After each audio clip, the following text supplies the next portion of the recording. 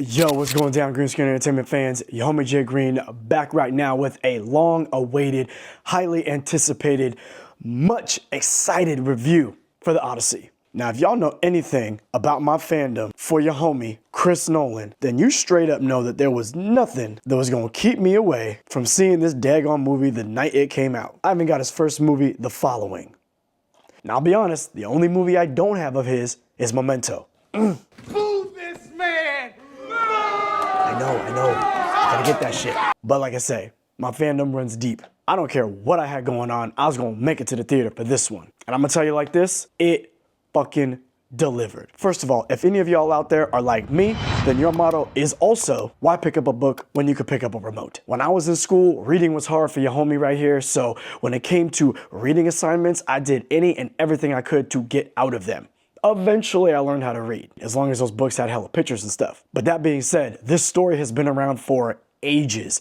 Literally old school, ancient swag. So just as a little recap for those of y'all out there who might not have any idea what this particular story is all about, you see, after the Trojan War... Tear it. I tried to tear it from the side. I can't get a good grip here. You gotta do it like a bag of chips. No, here, give it to me. Will you wait a second? Just wait give a it to second. me. Give it to me.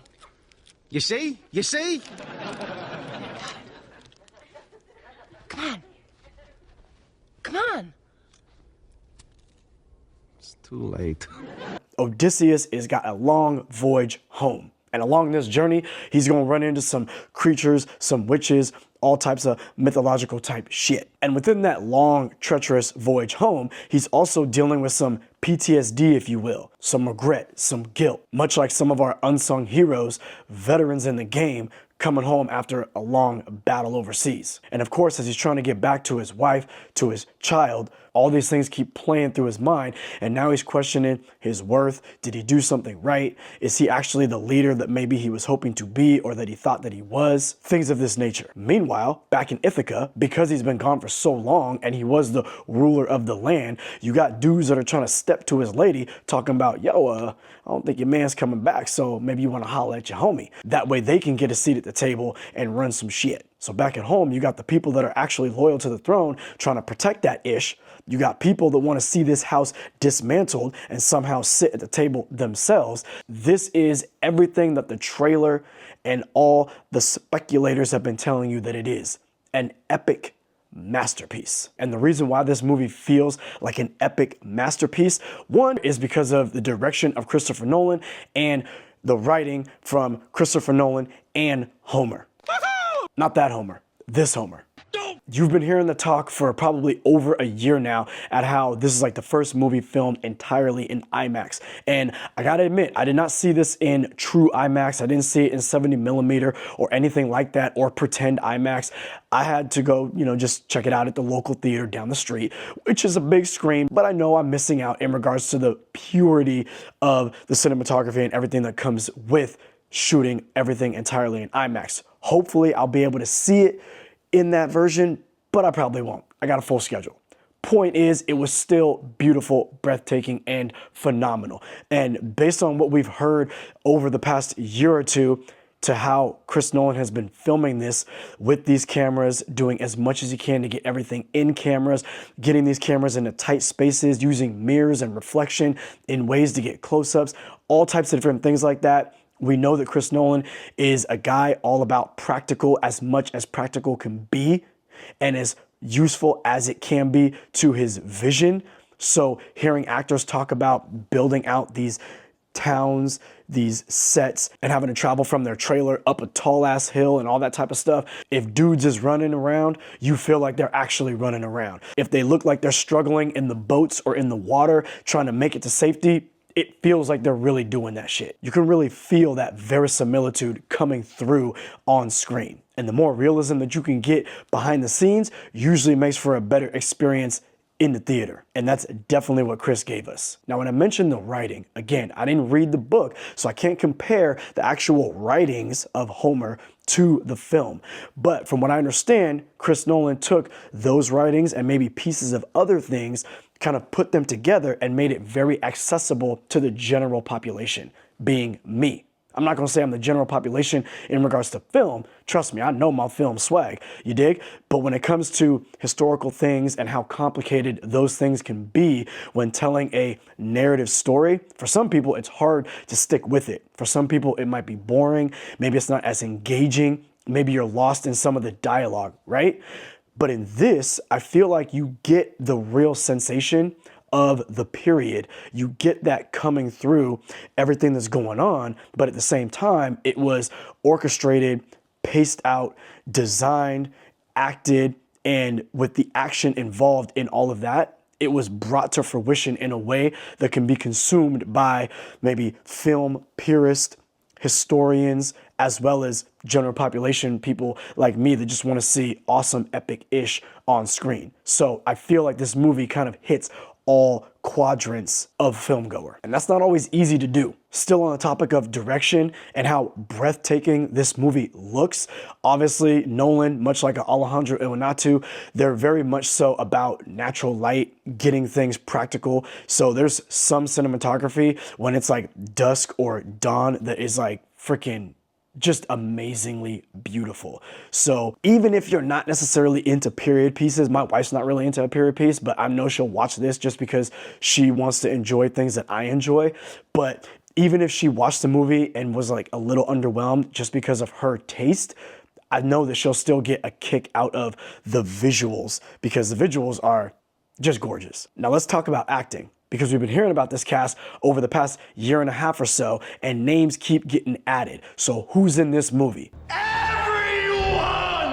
But we'll focus on some of the heavy hitters. First, we got Anne Hathaway, you got Matt Damon. You believe their relationship. When we see them together on screen, chemistry is dope. You want them to get back together. You believe all levels of emotion that they are giving you. And because of the caliber of their acting in their individual scenes and what they're dealing with in their individual scenes before they're able to finally come back together, you are on the edge of your seat and white knuckle gripped, rooting for everything to go their way. Now let me talk about Tom Holland for a second. Tom Holland was great in this movie, and I'm so happy that he had a leading role. He's playing Odysseus' son in this movie. And obviously while he's super dope, super fly, and likable in all the Spider-Man movies and the Avengers films, and he's great in everything that he's in, unfortunately, outside of Marvel, a lot of his vehicles, a lot of his films just haven't really picked up that well. This movie, I'm telling you right now, is gonna be over $1 billion. This movie is going to make over $1 billion. I'm telling you right now. And I'm so excited that Tom Holland was able to stand up with Chris Nolan in the director's seat, Matt Damon, Anne Hathaway, John Leguizamo, Robert Pattinson, and a bunch of other dope-ass actors. Anne Hathaway, I think, is phenomenal. And she's got a great sensibility in the way that she plays certain characters, the choices that she makes, the intensity when she's saying certain things. She sells certain scenes which need to be sold. If she doesn't come off in the way that she does and you don't really buy into it, it doesn't add to the drama or the dramatic conclusion of certain situations. And if it doesn't hit, it doesn't work. And she definitely worked very well. Robert Pattinson, my God. I'm beginning to think that there is nothing that Robert Pattinson can't do. This man, if you think about Robert Pattinson from like Twilight, we make fun of him and he got a lot of shit for being the new Batman before the new Batman came out, right? Because of what he was doing in Twilight. And a lot of people don't remember Good Times, Rover, movies that he made outside of the Twilight franchise. In that movie, it was like he was handcuffed. They didn't want him to act at all. They just wanted him to be there and make blank facial expressions. In this movie, he plays everything from like a sniveling little brat to someone ultra petty, selfish, and cowardice, but also ruthless at the same time. Many different levels to his character. Maybe one note, you know what he wants, you know where he's going, but the way that he's going about trying to get it and the persuasion that he has, very captivating.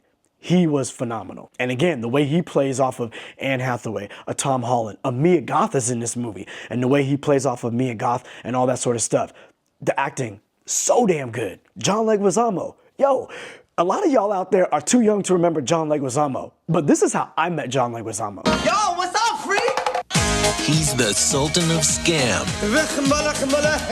Why I don't understand any of your Chinese? They call him the Pest. And when you see him in things like John Wick or this or other random movies where he's actually being taken serious, like his characters are serious, you be like, God damn, this man can act. Who knew? Himesh Patel. Yo, I love this dude. I haven't seen him a whole lot. Where I remember him most was from Yesterday, and he had a brief role in Tenet. But this dude is playing Odysseus, Matt Damon's right-hand man. And he's a great sidekick. I don't want to call him a sidekick, like no disrespect, but he's a great wingman to Odysseus. Everything from him in this movie, in this story, that was challenging Odysseus and some of his choices and decisions was great. I really enjoyed seeing the back and forth between those two. One of the things that was interesting to me, kind of funny and also disheartening, was the fact that Lupita Nyong'o and Chris Nolan got so much shit when he casted her as Helena Troy, because clearly, I guess in historical text and the book and the story and whatever, we see Helena Troy as white and Lupita Nyong'o is a beautiful black woman. But why it's funny and disheartening is that so many people made such a huge deal about this, like it was the end of the world, the sky was falling, right? But she's really not even in the movie that much. She's great in her role in the film, but she's in this is like damn near a 3-hour movie. It's 2 hours and 52 minutes, okay? She's in like a snippet of the film in comparison, right? And while she's great, your problem with her is what? So for all y'all haters out there, she was phenomenal in her role. She brought a great gravitas to it, killed what she had to do, but at the same time, she was barely in it. The movie is a masterpiece, and it's great for all of the, I'm sure, not historically accurate castings in this movie. So for all y'all out there that have an issue with it, stop tripping. Now, before I get out of here, I want to let y'all know this. This movie has its ups and downs. The downs are never boring. They don't ever feel like they drag to me. Some of y'all out there might feel like maybe they do just because of the nature of the story and how things are going and the dialogue, whatever. But to me, I was on the edge of my seat the entire time. I was fully engaged in the dialogue and the emotions of everybody the entire time. And because Chris Nolan, to me, paced this movie phenomenally, when it finally gets to the end, when it finally gets to the conclusion of what's about to jump off, the way that it comes about, the way that Odysseus shows himself, the way that the villain, Robert Pattinson, if you will, deals with the situation, the way that his wife responds to the situation, all the things that play out, all the levels of emotion, the music, everything going on between everybody involved in this moment, in this space. My heart was beating.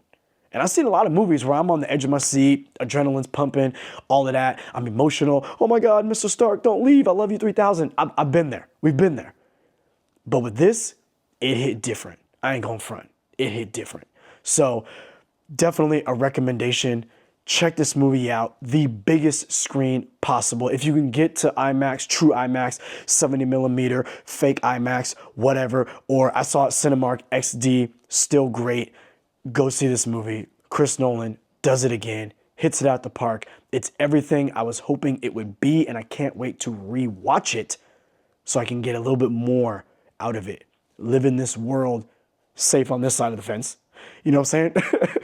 But such a good film. So what say y'all? Are you the type to rush out with a crazy packed crowd and see what everybody's been talking about? Or are you gonna wait a couple of weeks? Is this movie on your radar? And if it's not, literally, what the hell have you been doing with yourself? Sometimes I'll ask people, oh, you know, this movie's coming out, you know, that movie's coming out. They'll be like, oh, really? And I'm like, understand the game that we're talking about here. Chris Nolan's got the cachet.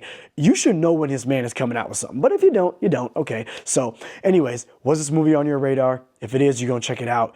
After you do, come back, comment below, let me know what you thought. Also, this Sunday, I'm supposed to be getting with my guy Barry, and we're going to be doing our very first live, probably gonna be in the evening time. Keep your eyes peeled for the channel. I'll post some advertisements, just making sure y'all know what time that's gonna be at.